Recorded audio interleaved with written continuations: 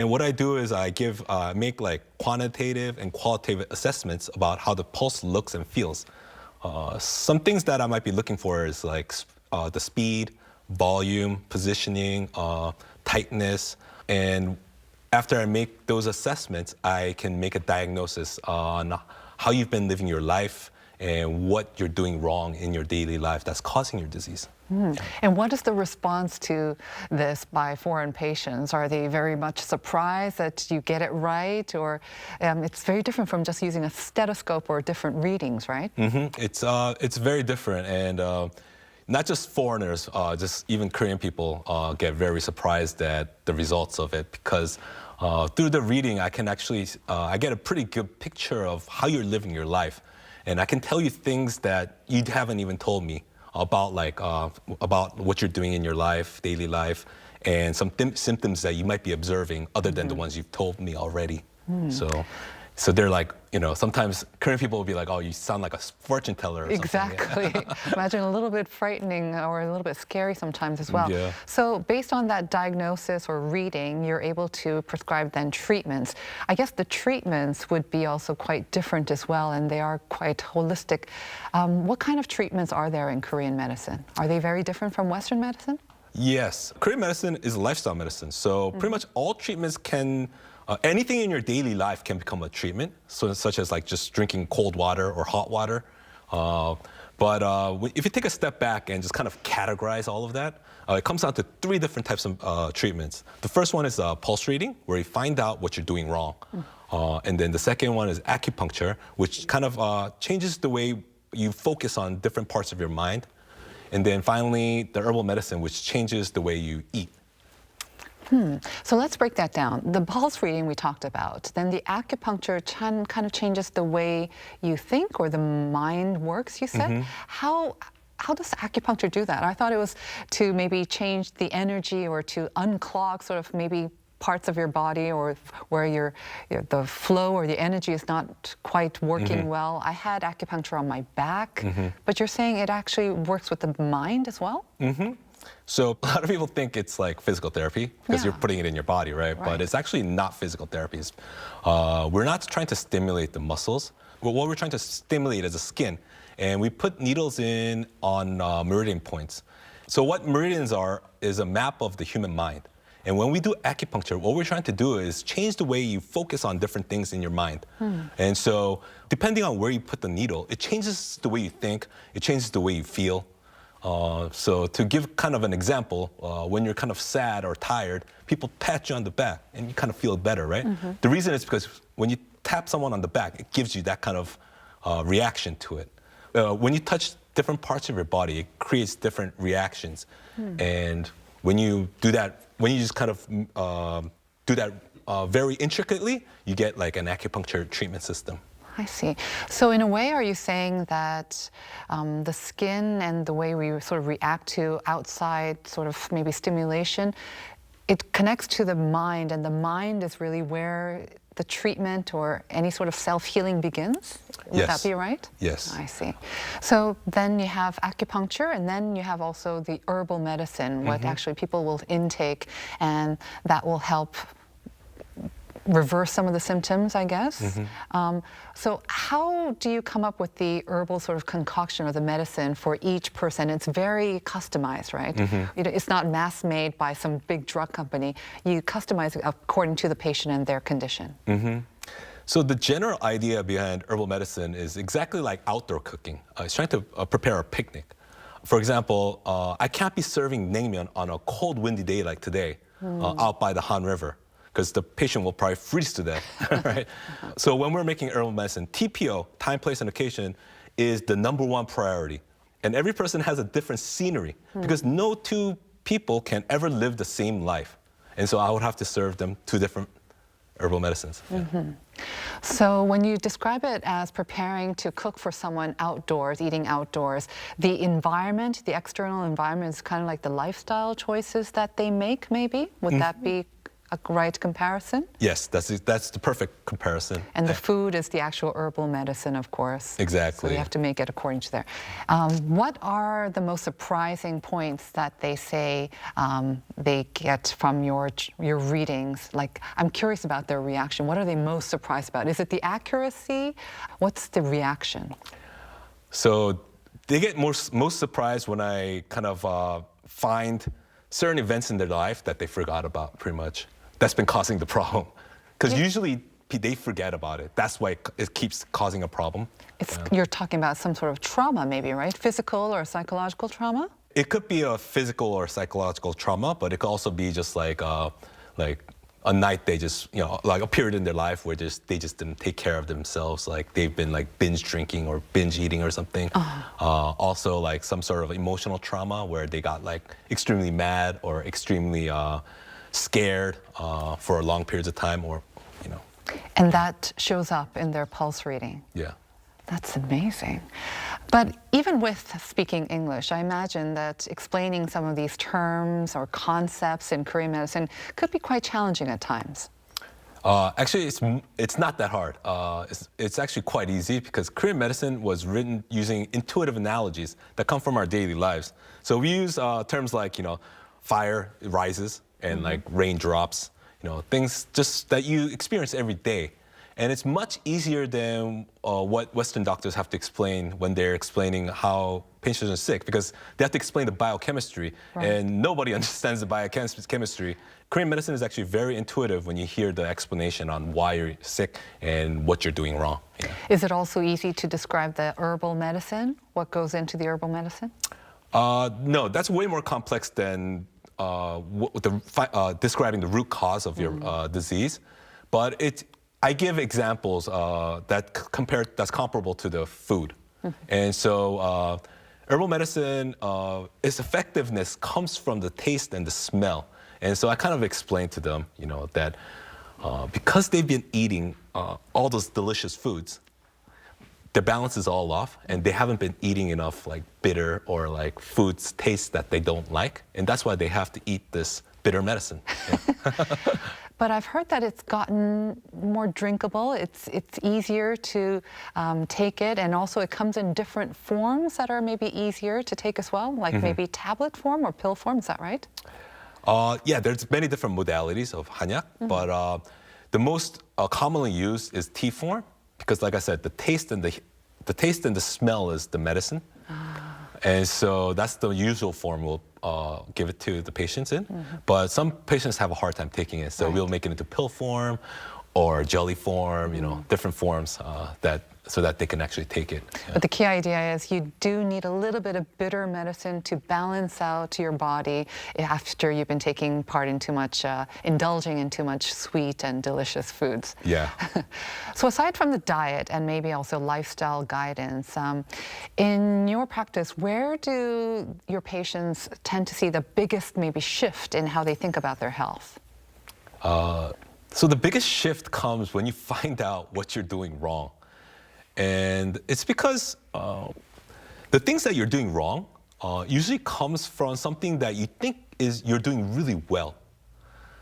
And so kind of to explain that, we live our lives making a lot of decisions. And usually we make these decisions thinking that we're right. And that's why we make that decision, right? But then we make mistakes. And when you put those two together, you make a decision thinking you're right, but you've made a mistake, and that's where the problems start occurring, because you keep doing something wrong, thinking it's right, and you'll keep doing it over and over again. And when that accumulates, it becomes disease. And so when you find out that what you've been doing so well is what you've been doing wrong, it kind of breaks you down, and you begin to realize that you can't do this by yourself, and you need help, and you need outside help. And I'm sure our viewers are also curious about what a Korean medicine clinic looks like. And our cameras took a look. So let's take a look.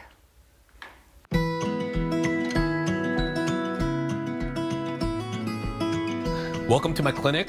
This is our lovely medicine cabinet that was built back in '92 and passed down from my grandfather to my uncle to me.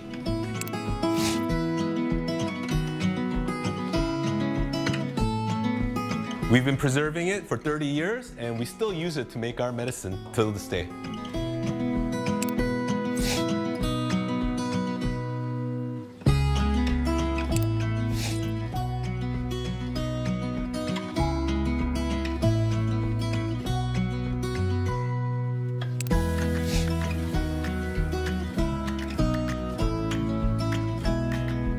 So now we're in my office, and we have this umbrella with the map of the celestial sphere drawn on top of it. This was made by Yoon Kyu-sang, and the drawing was drawn by me. And then we have the 24-season calendar made by my mother-in-law, Jang Eun-bok. And she made all of this and gifted it to me a few years back. And now I have it on display in my office so that everyone can see.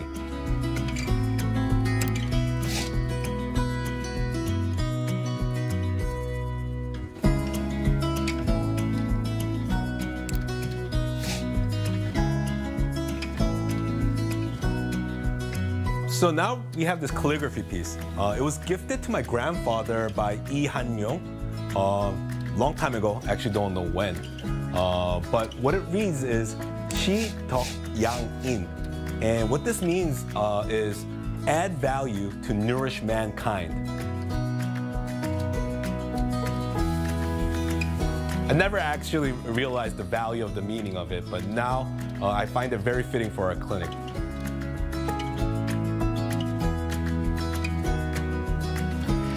It's hard to miss that beautiful cabinet we saw at the opening of the video. You say you inherited from your grandfather. He was also a Korean medicine doctor. Yes, so I come from a family of Korean medical doctors, and I'm the third generation. And so I inherited a lot of heirlooms, and they're all on show in my clinic.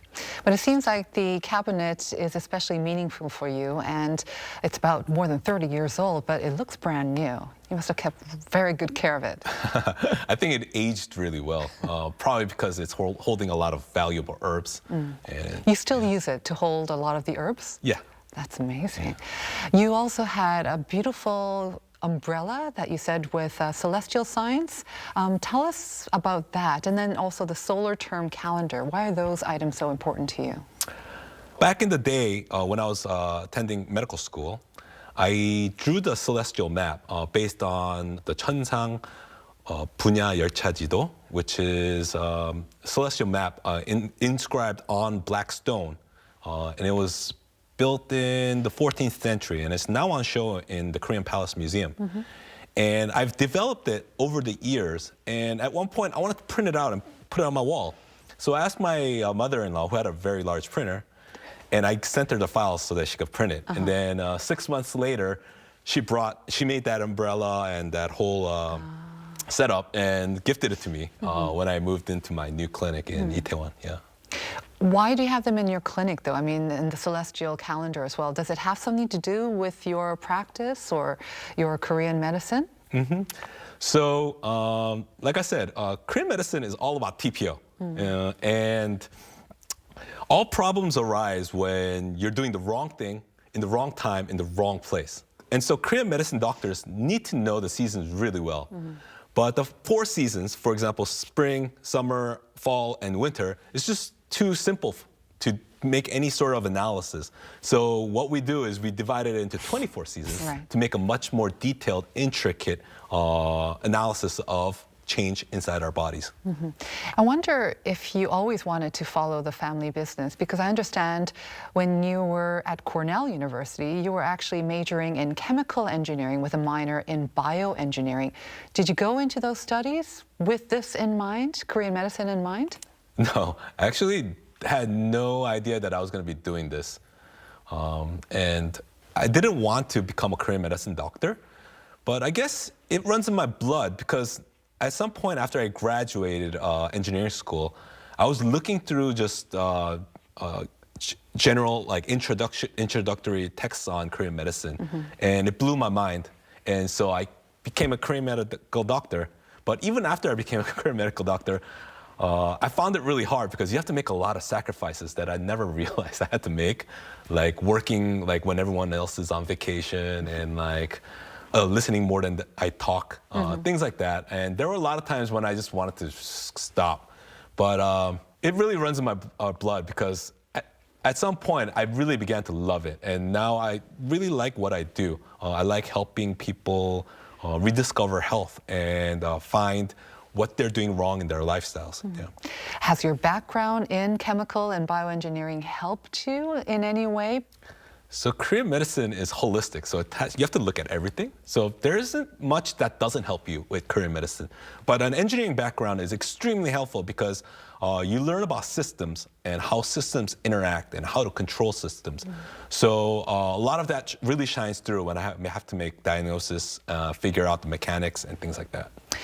You've actually said in a different interview that you believe in the potential of Korean medicine that'll grow much more in the future because of the advances that we're seeing in AI and neuroscience. Can you explain that more for us? Sure. So science doesn't really understand consciousness. It still doesn't understand it. And Korean medicine is based on advanced theories of consciousness. And that's why science has always labeled Korean medicine as unscientific because it doesn't understand it.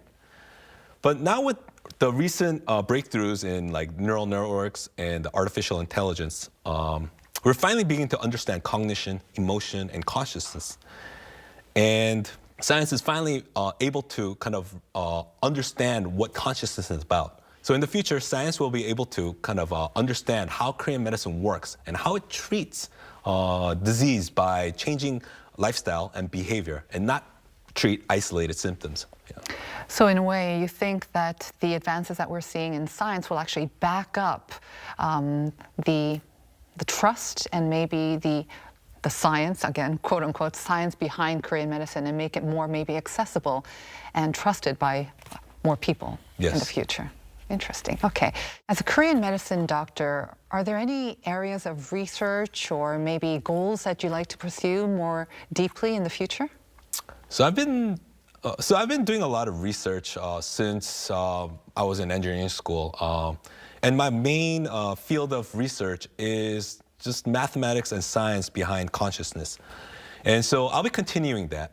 But what I hope is that I can help create AI agents that can do what I do and help people find what they're doing wrong in their lives that's causing disease. And so I hope that day comes soon and I can be part of that. Well, I hope that the advances in AI, what you're pursuing, will also help spread the reputation and the credibility and also the influence of Korean medicine. Thank you again for appearing on Talk Room. Thank you. Well, they say one of the greatest blessings in our life, of course, is good health. And today on Talk Room, we talked with Dr. Michael Hong, who is helping to spread good health and also good lifestyles. That ends our interview with Dr. Hong on Talk Room today. Thank you once again, Doctor. It was a pleasure. It was a pleasure.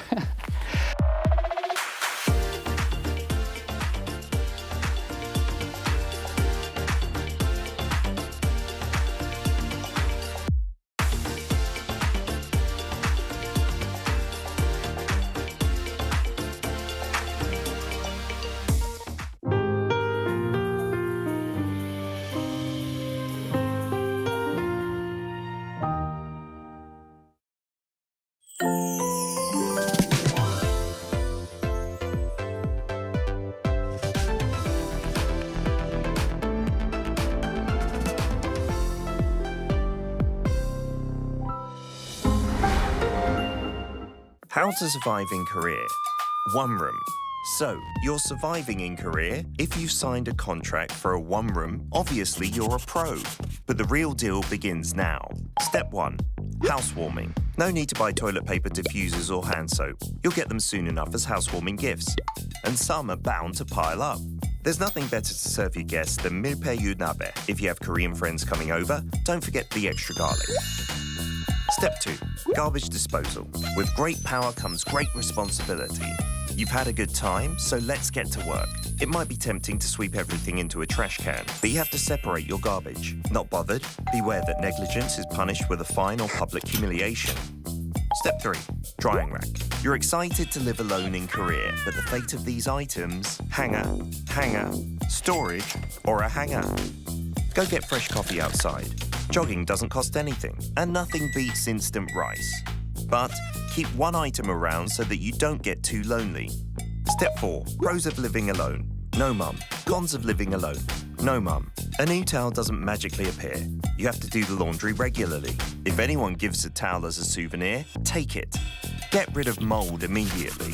Don't be lazy with the vacuum cleaner. Housework is an endless affair. Overwhelmed? Give your mum a call and thank her for everything she's done. Did you survive in your one room? Wait, you have an unwanted visitor. Call someone you fancy. Could be the right person for the job.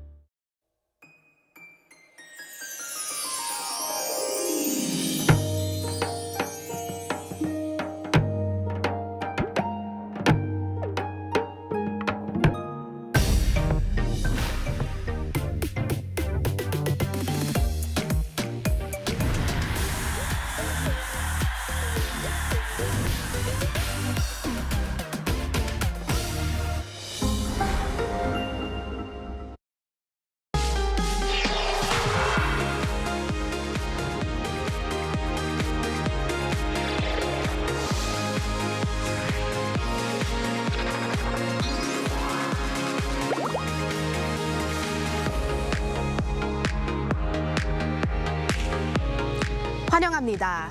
Welcome to K-Culture Dive, where we dive deeper into the heart of Korean culture with K-entertainment issues, AI culture news, K-culture and photos, and today, a special interview with Ghana's ambassador to Korea. And I'm your host, Kwon So-ah. Let's dive in. And joining me this Wednesday is our co-host Walter Lee in the studio. Hello, Walter. Hello, Soa, and hello to the rest of the people watching. I'm Walter Lee here to co-host alongside Soa and give you the latest in Korean entertainment news. Well, let's get straight into it, Walter. We're going to start off with something we've been waiting to report on. And actually, we've been waiting for a confirmation, right? That's indeed true, Soa. So BTS could soon be making history once again, this time on some of Korea's most treasured cultural stages. Now, the Korea Heritage Service has given conditional approval for the global supergroup to use major heritage sites, including Gyeongbokgung Palace as well as Sungnaemun Gate. Now, as part of their highly anticipated March comeback celebration, they hope to use these. So BTS agency HYBE formally requested permission to permission to use or film pre-recorded content at Gyeongbokgung Palace and also to project large-scale media facade projections onto the walls of Sungnaemun and also Gwanghwamun area. As for the use of Gwanghwamun Square on the day of the event, the final decision now rests with the Seoul Metropolitan Government, which is scheduled to hold a review meeting on the 23rd. Let's hope for that approval as well. And now, Walter, from a powerhouse boy group, let's move on to a powerhouse girl group. Yes, indeed. So Blackpink lit up Tokyo, drawing an incredible 160,000 fans during their 3-day world tour stop at legendary Tokyo Dome, selling out every night. Now, this marks the group's third time headlining the iconic venue following their sold-out shows in 2019 and 2023. An opening night, major landmarks across Japan, including Tokyo Tower and Kobe Port Tower, glowed in Blackpink's signature's pink, turning the city into celebration of the group's global impact. Blackpink is heading toward the final stop of their world tour, set to take place in Kai Tak Stadium in Hong Kong from January 24th to the 26th. Now, the tour kicked off last July in Goyang near Seoul, and by the time it wraps up, Blackpink will have performed 33 shows across 16 cities, once again proving their status as one of the world's biggest acts. And finally, Walter, a Tony Award-winning musical that's received another recognition, but this time in Korea. Yes. We talked about this global sensation many times. The hit musical Maybe Happy Ending is adding yet another major achievement to its growing list of accolades. After sweeping 6 top awards at the prestigious Tony Awards last year, the production has now claimed Best Musical at the Korea Musical Awards. Now, at the 10th Korea Musical Awards held on Monday at the Grand Theatre of Sejong Center for Performing Arts, Maybe Happy Ending took home the Best Musical honor in the 400-seat and above category, confirming its status as a standout both at home and also abroad. Now, created by Park Chun-hyu and Will Aronson, the beloved musical returned to the stage with a 10th anniversary performance that opened on October 30th.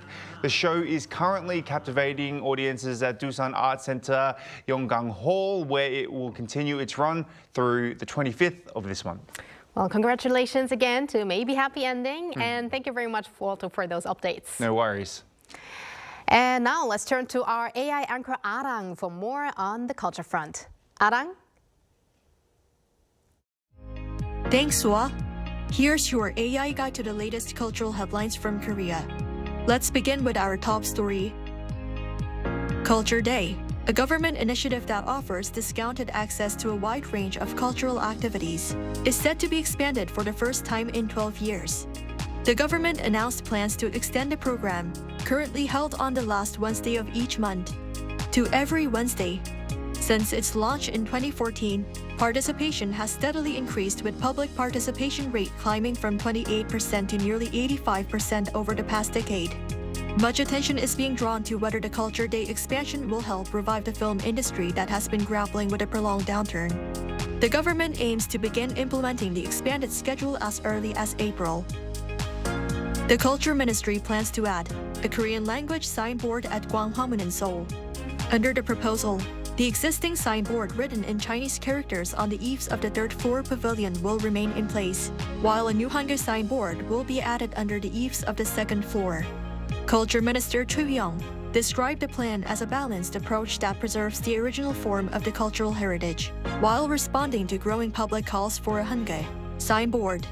He added that it is not appropriate to display only a signboard written in Chinese characters when Korea's writing system, Hangul, is internationally recognized for its excellence. The Korea Heritage Service also voiced its support, saying it shares the goal of promoting Hangul globally.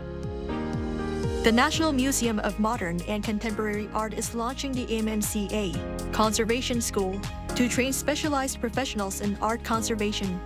The program will select trainees across 6 courses, including oil painting conservation and scientific analysis.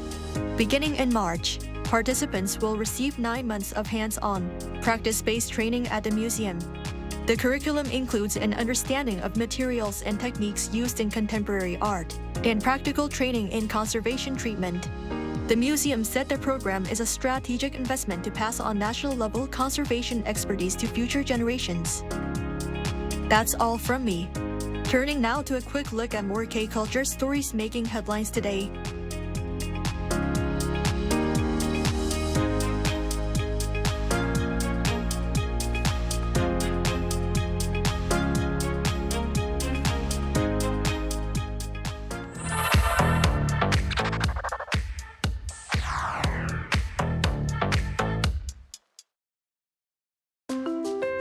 Through a single photo at a time, we take a closer look at culture in Korea.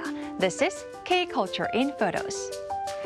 Have you heard of the word 해녀 before? 해녀 literally means sea woman.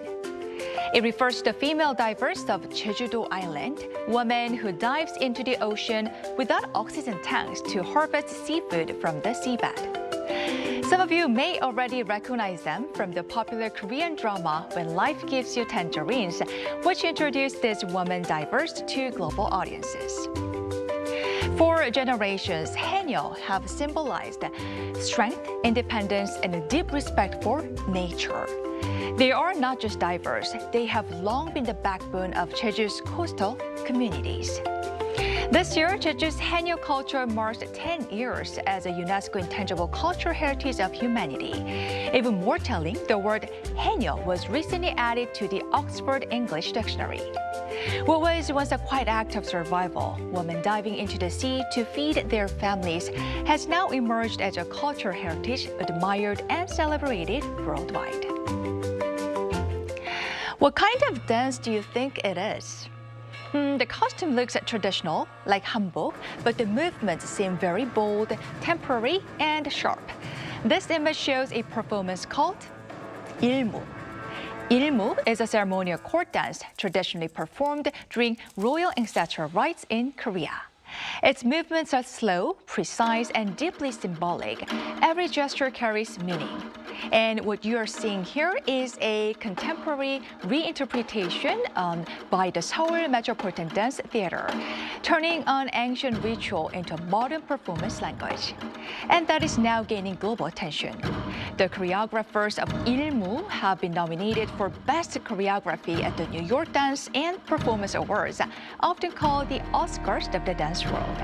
It's the first time Korean choreographers from the National Dance Company have been recognized at this level, proving that Korean traditional movement can speak powerfully on the world's biggest stages. And now look at this. People are eating kimbap, entire roll of kimbap actually, in one bite. No cutting, no hesitation, just one big bite. This scene comes from the Netflix animated film K-pop Demon Hunters, and when main character Rumi bites into a full roll of kimbap, it sparked a viral trend online, the Kimbap One Bite Challenge. For many Koreans, this isn't actually that strange. Korean people usually cut kimbap into slices, but if you've ever tried a freshly rolled one, eating it whole, that lets you taste every ingredient at once in a rich way. But for overseas viewers, this moment felt new and fascinating. Social media quickly filled with videos of people recreating the scene, and kimbap once again found itself at the center of global food curiosity. So, would you like to try kimbap in one bite? It may look a little unusual, but it could be more fun and tastier than you think. This might be the most relaxed and adorable picture and face you will see today. A capybara soaking in a warm bath right in the middle of cold winter. And it's particularly patiently waiting for a special winter treat, fresh fruit and yuzu prepared by the zookeepers. But he's not the only one staying cozy. Let's now take a look at how other animals are spending the winter. In this four-cut photo, twin pandas play happily in the snow, and a pair of capybaras share another warm bath together, and desert foxes gather together under the heat lamp, and Korean tiger brothers rest with their heads together on a blanket of fallen leaves. Different species, different habitats, but when winter comes, everyone looks for warmth in their own way. Even animals know how to enjoy the season. So, from deep seas to dynamic stages, from a single bite of kimbap to cozy winter moments, this is how Korean culture lives, moves, and warms the world.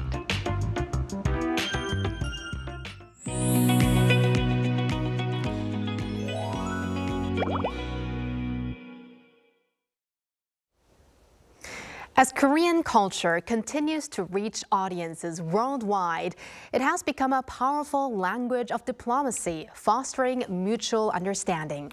Today, we meet a figure at the heart of that shift, Ghana's ambassador to the Republic of Korea, and the first Korean-born person to hold the post, Ambassador Kojo Choi. His unique journey reflects how the Korean wave has moved beyond cultural exchange toward deeper trust and connection. Let's hear how Korean culture is viewed from Ghana and explore the future of cultural diplomacy together. Ambassador Kojo Choi, thank you very much for joining us on the program. Welcome. Hello, Ambassador. Thank you for having me.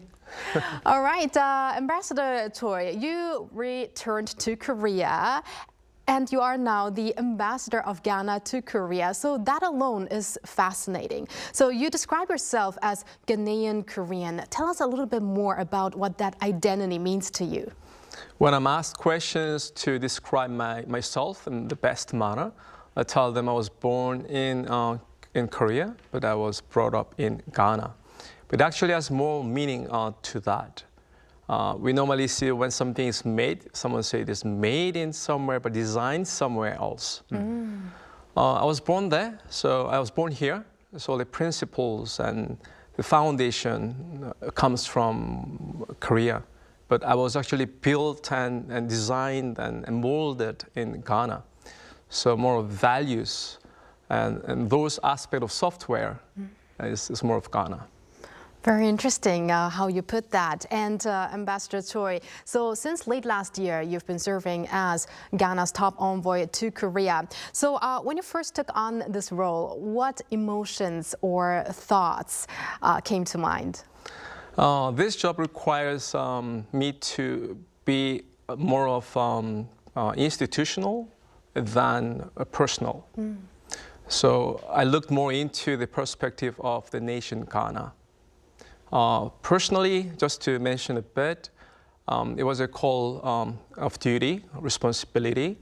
But beyond that, I looked at the nation Ghana, how far the nation, my nation, has come in embracing the international and globalization. You know, the acceptance to the diversity and inclusion. So I was very proud that this has come from Ghana. Excellent. And how exactly did you come to become appointed as the Ghana ambassador? I guess my introduction speaks for itself in a manner. Somebody who has learned the culture, has lived the culture, who understands both cultures, of course, both languages. Being able to have such personality as one's citizen becomes a very instrumental tool for that very country and fostering that diplomacy in very different fronts. So me becoming one, I believe, was a great and brilliant decision made by our president and the nation, our Ghanaian people actually are saying to that was a brilliant decision that the president has made. Excellent. And as Ghana's ambassador to Korea, what do you think is the most important mission for you to give out as a message? For every ambassador, the mission is very clear. There's no personal opinion of mine. Every entire opinion is of my nation, Ghana, and that of the president. And the reason why president sent me here is clear. We want the best relationship between the two countries, Ghana and Korea. And looking at it closely, Ghana and Korea is positioned very, very well. Ghana has what Korea doesn't, and Korea doesn't have what Ghana has. So when you have two entities that are complementarily positioned, I believe that gives you the best partnership. That is where I see Ghana and Korea is. And as your question is, my job is to establish that best cooperation and friendship between Ghana and Korea. So could you maybe elaborate on what Ghana does not have, what Korea has, and what Korea does not have, what Ghana has? Would there be maybe some examples you could name?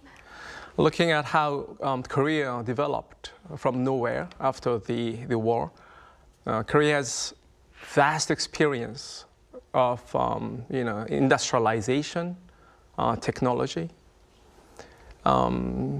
plenty of patents that Korea has, which hasn't even yet been introduced commercially. Yet Korea doesn't have the resources. So Korea is always looking at the best places where they could source the best raw materials. Ghana, on the other side, we also don't want to basically export the raw materials in a form. We're looking at ways of adding values, being able to have that processed into more meaningful products. From the discussion that I've said, Ghana has a lot of resources. Ghana is rated as the #1 producer of gold in Africa. It has so many resources. You can look at from A to Z of resources, Ghana has. So looking at that partnership of one's needs, mutually beneficial position is very much agreeably found if we look into it. I guess there's room for even more exchange from here on. And now let's dive a little deeper into culture, because that's what we talk about on our show most of the time. So do you feel that the Korean wave has gone beyond cultural consumption to actually have a positive impact on the economic and diplomatic ties between Korea and Ghana? Most certainly. I believe that culture is only acquired when you live it. But K-culture has become so strong in a manner that through the music and drama and food, Korea culture has proven that it actually has more power than just someone who has to live to learn it. So in Ghana, the K-drama is very popular. If you now turn on any television channels in Ghana, you get to see all the trendy Korean dramas. Wow. And of course, the food that we get to see on television, the home appliances we get to see on televisions, and it become part of our lives. And of course, when you walk around and they look at me without knowing that unless I'm a Ghanaian, but believing that I'm 100% Korean by citizenship, everybody becomes so nice and kind because they want to actually now experience the Korean culture. I hope you'll ask me about Ghanaian culture too. Oh, yes, we are. Actually, Walter is going to. I'm going to switch it up a little bit. Actually, basically the opposite question. Now, among Ghana's traditional culture, or creative content as well, what kind of elements do you think might resonate with the Korean audience? Surprisingly, Ghana shares so much common in cultural aspects. And it's because, just like Korea, Ghana has kings and is quite a tribal society, but we actually boast the presence of the most prominent kingdom in Africa, that is in Ghana, called Ashanti Kingdom. When there is a king, there is culture. There is beautiful dance. There's beautiful food and also fashion. So we have so much such quality cultural aspects that we want to showcase to you. But one aspect that I want to share today is that of the paintings and arts and sculptures. Ghana boasts authentic, talents of artists. So I founded an art foundation in Ghana. It's called Art Africa Foundation. So we look at the best talents, those who actually paint and sculpt, and the quality that actually I come across are world-class materials. So I'm hoping to bring such talent to Korea, so that you get to see what I mean. That would be wonderful. And now, Ambassador Choi, to young Ghanaians who are discovering Korea through Hallyu or the Korean wave, and also to Koreans to whom Ghana might be still unfamiliar, would there be a message for those young people? So we are talking about the young people of Koreans and young people of Ghanaians. The best is for you to experience what you have seen. So As an ambassador, I will do my best to promote the mutual visits, bilateral visits, so more Korean youths can visit Ghana, and vice versa, more Ghanaian youth should visit Korea, where they get to this time touch and feel and experience what they have seen, so that the friendship may even become stronger.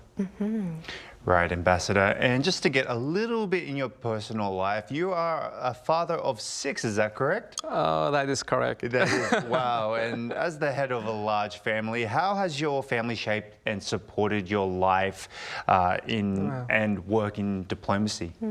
Well, as a family, you mentioned, the responsibility that I have as the father of 6, that is a big responsibility for me to be good and do good and show them the exemplary life as a father. So of course it has shaped me as a family side of it. And you ask on the diplomacy side of it, even my children don't even listen to me.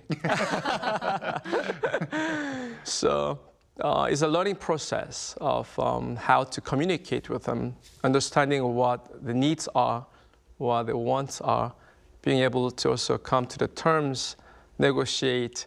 So yes, as you mentioned, it has helped me a lot and shaped me to become a better person in many fronts. Do you teach them both Ghana and Korean culture? Is that very important to you? Oh, very, very good question. Thank you. Yes, I do. I make them write both languages. Of course, they live both cultures. I just had my lunch with my family just about 1 hour ago. We have a child who is 1 year and 8 months old. Wow. So as we're greeting in English, hello, hi, in Korean, 안녕, she can't really speak. So whenever I say 안녕, she just does this. But when my son spoke to her in Choi, which is most spoken Ghanaian language, and my son said, 에티생, surprisingly, she said, 에예, which is a perfect response. So clearly you can see we are in Korea. She's learning Choi. She started speaking Choi before Korean or English. But yes, I actually put efforts that I learn both cultures, because that is where I believe they have the competitive advantage as they grow older. Right. That's wonderful, Ambassador Choi. And now, before we let you go, finally, Arirang TV celebrates its 30th anniversary this year. So would you have maybe some words of encouragement for the network, and especially because Arirang TV is also doing a big role in spreading Korean culture to the world?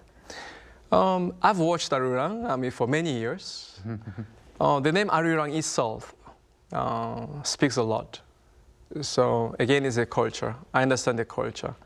Arirang embraces entire history, the works of the nation Korea, the pains, the successes, and everything that you have is actually all danced into the word Arirang. And just the way the word has that weight, your station is doing amazing. A lot of people are watching, listening.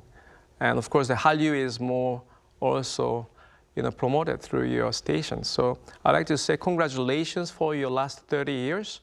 And I believe that future tomorrow is going to be even more greater. So I say, well done. We say, 아이코, and all the best to you. All right, thank you very much, Ambassador Choi, for that meaningful message, and of course for being here with us today on the program. And may Ghana, Korea-Ghana relations continue to grow further. Thank you very much. Thank you very much. Thank you. And thank you, Walter, as always. We're going to see you back here in a couple of days. Yes, I'll see you on Friday. Yeah.